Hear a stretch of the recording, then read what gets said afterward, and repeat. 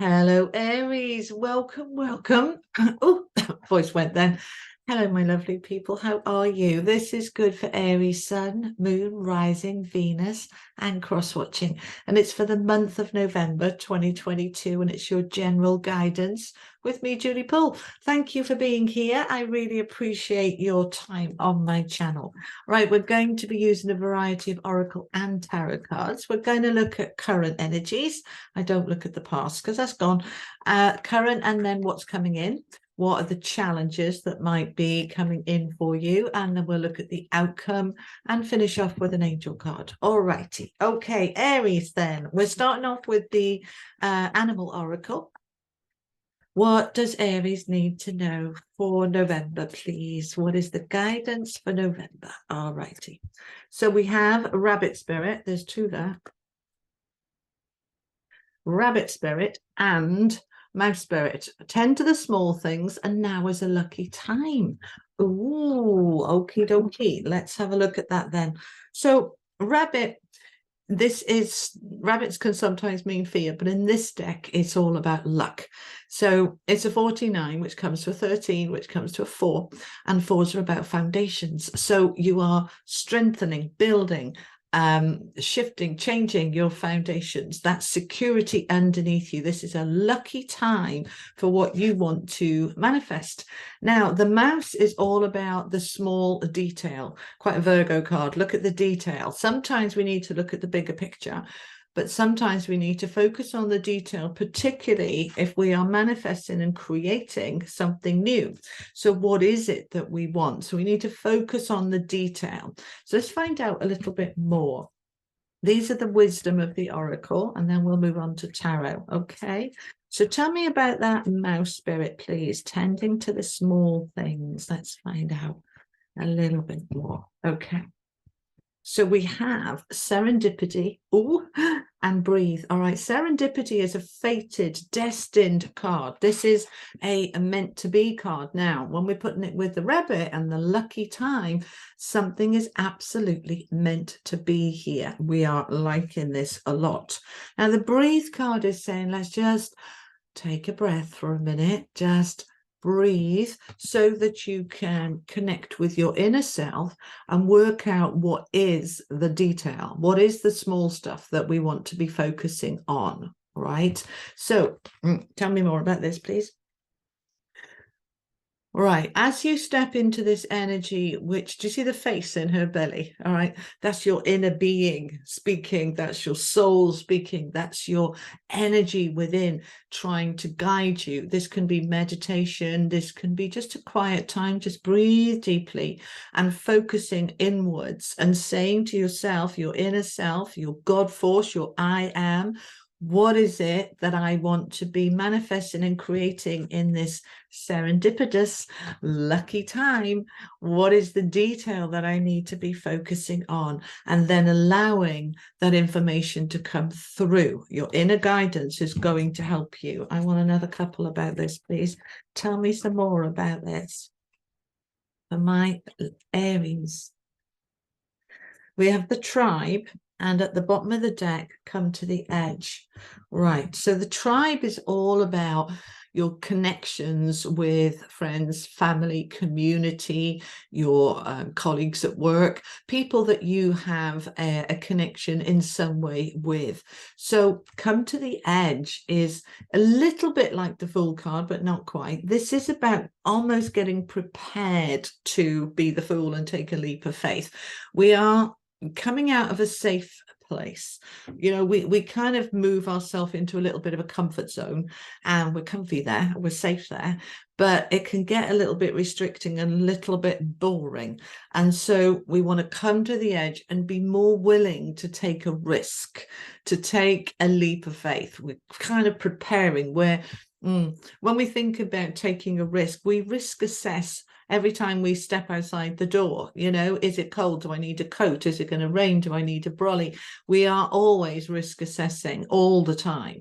So this is saying I'm going to take a risk and come out from my comfort zone, and that risk is for you. You are feeling into it and weighing it up and deciding how near the edge you want to come. But this is kind of pushing forward gently, kind of keeping my eyes open, feeling my way.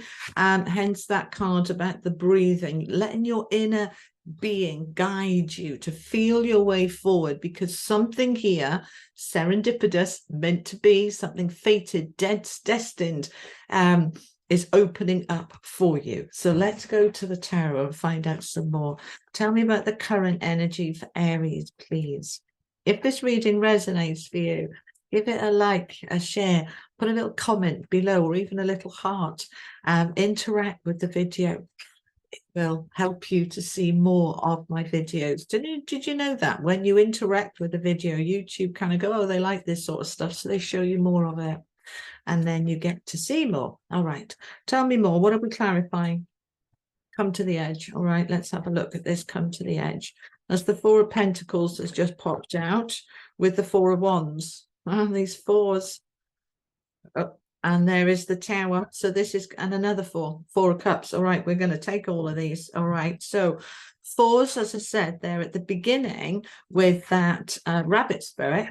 Okay, it's a 49. Can you see that number? It's glaring a little bit. All right, but it's a 4. Okay, and we've got the Four of Cups, the Four of Wands, and the Four of Pentacles. Now, the number 444 is a master number about your foundation in life being solid and strong and what you want it to be. Now, the Tower coming in, don't panic. I like the Tower card personally, because the Tower will come in to pull down, pull away, and collapse that which doesn't serve you, that which doesn't work for you, that which is in the way.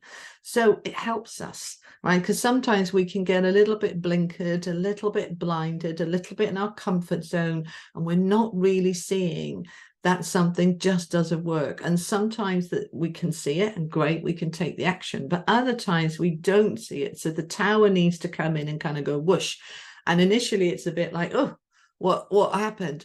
And then you go, Joe, it's the best thing that ever could have happened, because out of that something beautiful grew. And don't forget that your main energy, your overall energy, is now is a lucky time.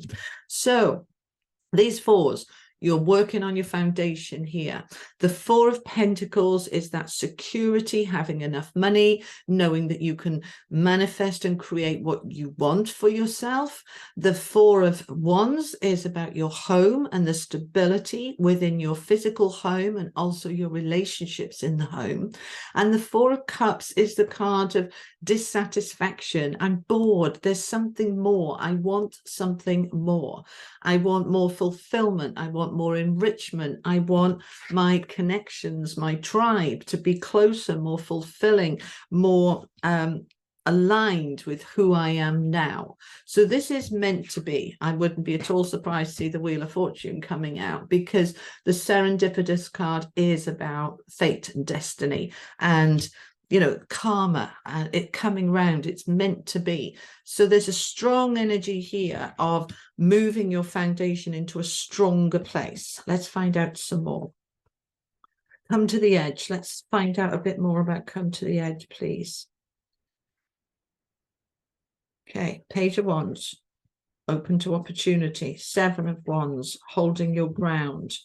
Four of Swords and the Seven of Cups. So we've got two sevens here with the Four of Swords. So let's use the Four of Swords first of all, to take a step back and consider and ponder and look at the small stuff, look at the detail, tend to the small things.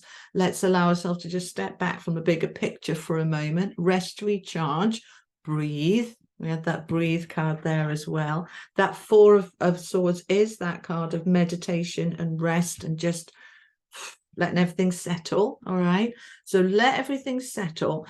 Focus on then, what is it you want to create? You've got the Seven of Wands with the Seven of Cups. So Seven of Wands is boundaries and you having the courage of your convictions and not being pushed over. You've worked out what you want. You're looking at your options and your choices. You're feeling into them of what feels right and what feels good and what feels not so good. And then from there, you can make a decision and allow yourself then to open up with that Page of Wands to the new possibilities. Now, the Page of Wands can be a new job. a new passion, something you're passionate about, bringing back that, you know, because the Four of Cups is like, yeah. Whereas the Page of Wands is bringing something in that you say, yes, I feel enthused again. I feel fired up. I feel motivated. But I've worked that out by sitting in that energy of what is it in the small stuff that bothers me or bugs me or gets on my nerves. Right, then I can deal with it, fix it, and then we can move into wider opportunities. That Seven of Cups here is saying there is options for you, but don't get overwhelmed and confused. But as we're coming to the edge, as we're looking for, right, what else is out there, as we're prepared to take a risk, a reasonable calculated risk, okay, then things start to unfold. Let's find out some more. What is unfolding? Oh, High Priestess, you're being led by your intuition. And we have the Queen of Pentacles and the Ace of Wands, and at the bottom of the deck, the Eight of Cups. Wow. Okay. So Aries, this is a new energy. This is a new beginning that wants to come in, that is being led and guided by your intuition, your higher self, your inner being, leading you to the Queen of Pentacles.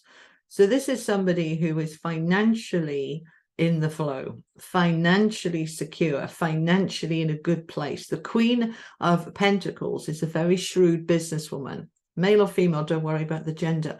This is somebody who's good in business, good with their money. So you are being led to a new beginning here by coming to the edge, by taking a risk, by getting out of your comfort zone, pushing yourself forward. We have new things opening up here. It's destined, fated, meant to be. So the Ace of Wands can be a new passion, a new love, a new enthusiasm for life. It can be a new job, a new business.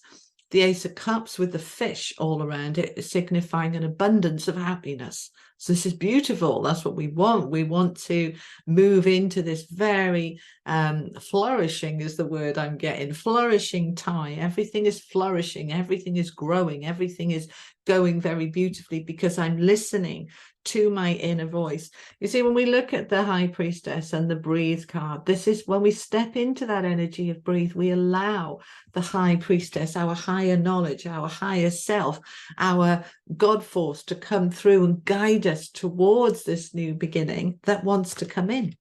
Oh, how exciting. All right, let's go to a different deck now and let's have a look at the challenges. So the two decks I'm using for tarot are Marquetti's, the Tarot Royale and the Legacy of the Tarot. So what's the challenges, please, for Aries in November? What are the challenges? Four of Coins again, Eight of Wands and the Lovers, okay, with the Page of Wands again at the bottom of the deck. So we've got the Page of Wands twice. So this is definitely, they tell you once, they tell you twice, okay? There is an opportunity here for something new, new opportunities, new doors opening, but this can be a challenge. It's coming out with the Lovers and the Eight of Wands and the Four of Coins. So how we've had the Four of Coins there as well. Where is it? There. Okay. Four of Pentacles in this deck and the Four of Coins in this deck, same thing. So how is this a challenge? Well, this card is about having enough money and feeling secure, but in its lowest vibration, it's being miserly, it's hanging on too tight, it's not trusting that there'll be enough, it's hoarding. So this can be the challenge of, am I prepared to step forward and take a risk? But what if I lose everything? Oh, but what happens if it doesn't work out? If I have a new job, because there's all these aces here, what happens if I don't like it? I'm risking everything. And it's looking at that risk. You know, I said, take a risk, risk assess it, but we can sometimes, we see danger everywhere. Our danger radar is a little bit off the scale, like a burglar alarm that's going off all the time, that's faulty. Are we being a little bit over cautious, over risk analyzing, where we're saying, no, it's not worth it, I'm just going to stay where I am? So this is the challenge, to let go and trust. right? The other challenge here is the Eight of Wands, and this is a card of news and things happening quickly and easily. And sometimes that can be a bit scary. It's happening too fast, or it's going too well. You know, when things are going too well, some people say, yes, I absolutely deserve everything flowing easily for me. And others will say, what's going to go wrong? It's going too good. Something's going to go wrong. It depends on your perspective, doesn't it? So don't allow those doubts to get in the way. Now, we've got the Lovers with that Page of Wands. Again, the challenges. So what happens if my partner doesn't like it, or my relationships, my tribe? What happens if they don't agree with this new job I want to go for, or this new business, or this new relationship? This is the Lovers is about making a decision from the heart, not the head. But it's also about your loving relationships. So sometimes that can hold us back. That, you know, we worry about, will our partner support us, or is it going to affect the family? Or, you know, we let others dictate to us or influence us. So this is your challenge.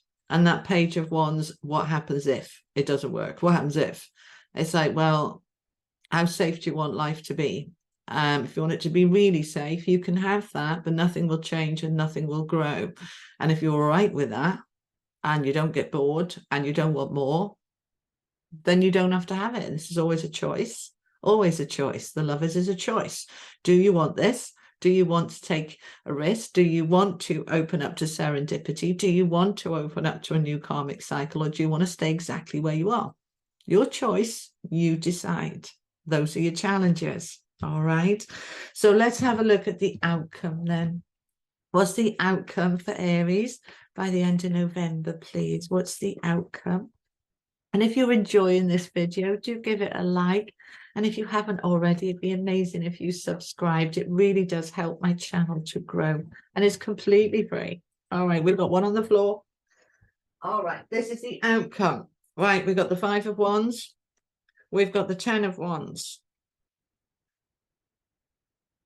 We've got the King of Wands. It's all wands. It's all your fire energy, Aries.